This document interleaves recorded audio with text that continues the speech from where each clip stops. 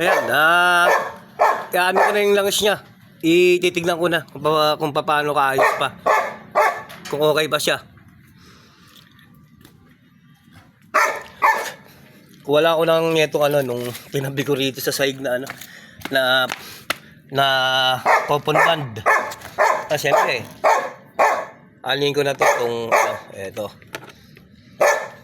Para makita natin kung gaano pa kalinaw yung langis.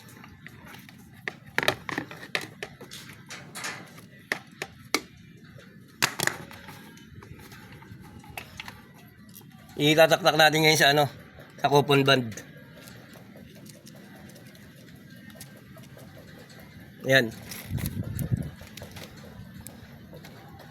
Yan, pa siya, pwede pa siya. Yung titignan mo, hindi pa naman siya sunog na katulad na merong parang yung kanal na may uling.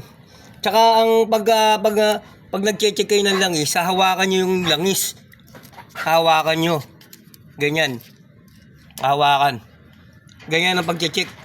Tapos, sasalatin mo siya. Yan. Pag sebo pa siya, at wala naman kayong nararamdaman maligas-gas, pwede pa yan. Kasi ang niyan, okay pa yan. Pero yung pag meron na siyang parang sunog na na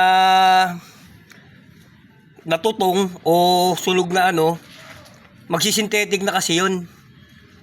Ito okay pa, sebo pa kahit hindi pa ito mag-change oil napaka-clear niya pa nga kung titignan mo, ang sunog niya yun lang nasa gitna, pero yung gilid wala pa siyang sunog. At brown pa siya, hindi siya itim. Kaya okay pa yan. Okay pa, di ba? Kaya ibinalag ko lang talaga yung mga tamang pagpapalit ng change oil. Ganun lang pagtatamang pagtatanong na yung masagot yung tamang tanong dun sa tungkol sa pagche-change oil. Okay?